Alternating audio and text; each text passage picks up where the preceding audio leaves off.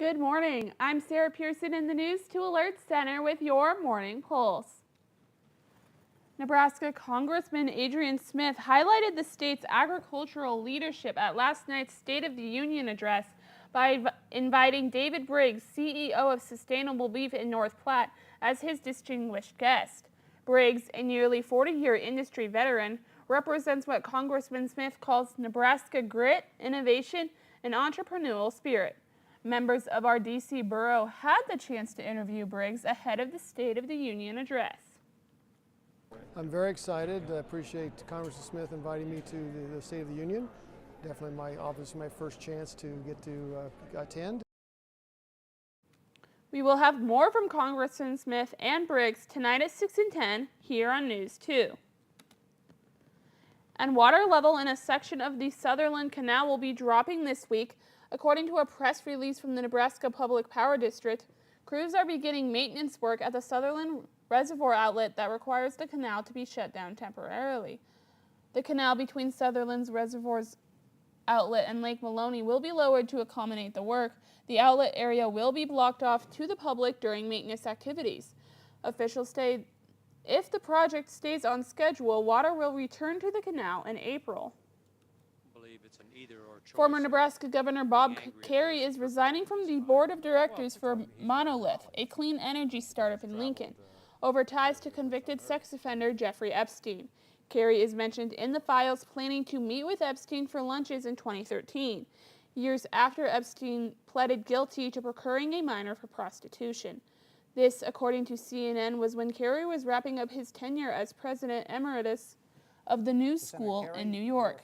At this point in time, Kerrey has not been accused of wrongdoing and calls the meetings with Epstein a, quote, lack of moral judgment.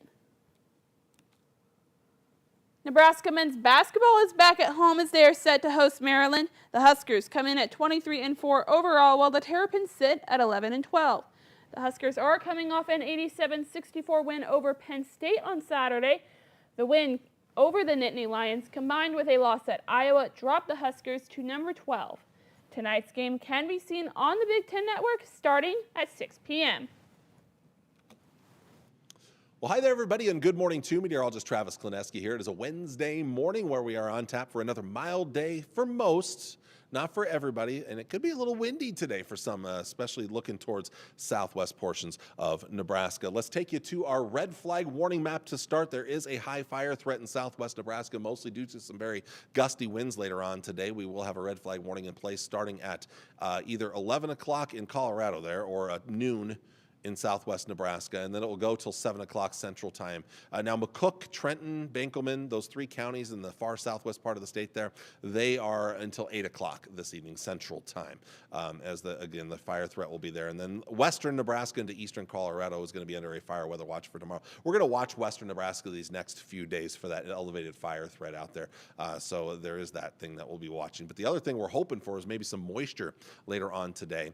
We've got a little bit of snow up in South Dakota this morning that may aim towards northeast Nebraska later this morning. So a few flakes may fly later this morning there, but our main system is going to come in more towards this afternoon. We may actually get some sunshine for a time today.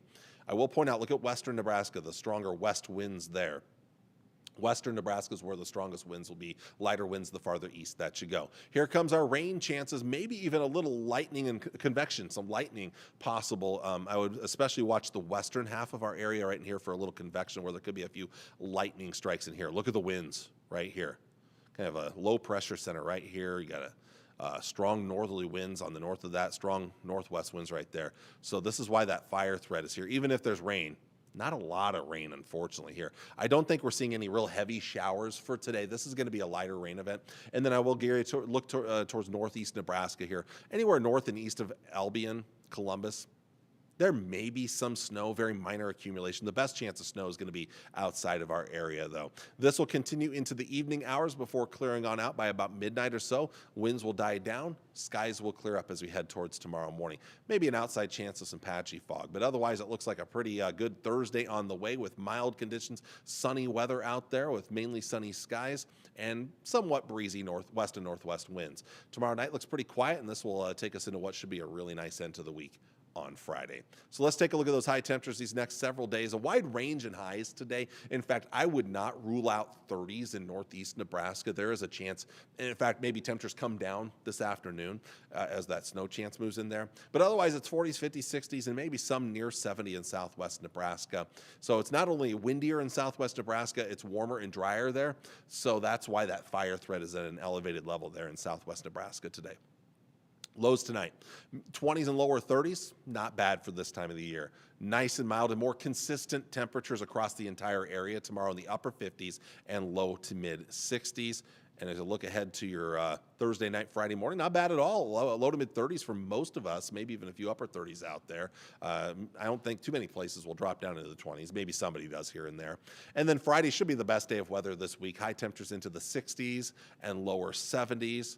With cooler air to come beginning this weekend. We have 20s and 30s for lows Saturday morning, but you can see the chillier air starting to dive south on Saturday. We get another day of wide-ranging temperatures from chilly 30s up north for the final day of February to the mild 60s in the southwest, 40s and 50s in between. Looking at North Platte, we've got decent temperatures the next few days, watching those rain showers and maybe some gusty winds gusting up to around 35 miles per hour around some of those showers. Temperatures still mild Thursday, Friday, but with a lot more sunshine out there. And then we start to cool down Saturday, chillier on Sunday and Monday, perhaps some moisture. We're going to talk about that in just a second here. And then as we look towards Tuesday and beyond, it looks like we will see some milder temperatures make their return. I am watching maybe for some moisture chances towards the end of next week, which could be mostly in the form of rain. We'll talk about that in a little bit as well. But first off, to the Climate Prediction Center's outlook. Look at this. This is March 4th, so next Wednesday through the following Tuesday, the 10th. So basically, this gets us past these chilly days to start off March.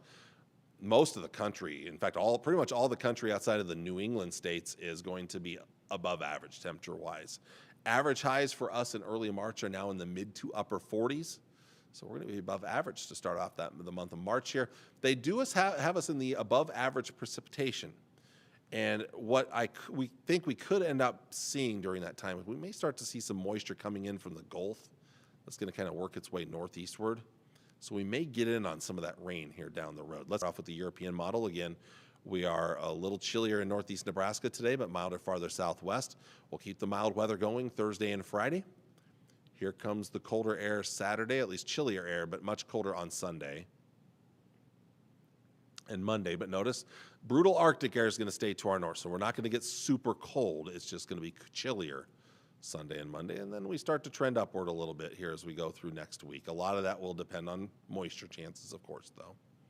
But it looks like most of the country, again, you saw that map from the Climate Prediction Center that had most of the country above average.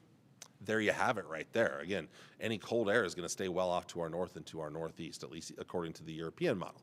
Now let's jump ahead and we'll look at the GFS model.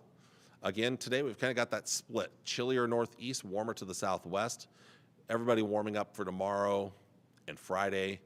Here comes the cooler air on Saturday. A little chillier on Sunday, but again, really cold Arctic air stays off to our north and northeast. So we're colder, but we're not super cold. Monday, still kind of chilly-ish, but we begin to warm up Tuesday and beyond.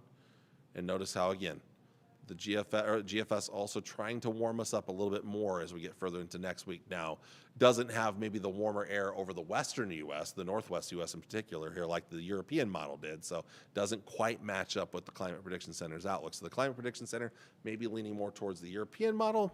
We'll see. It's a long ways out, though. But again, I'm hoping that maybe we kind of see a mild March, or at least start to March, once we get beyond maybe the first day or two.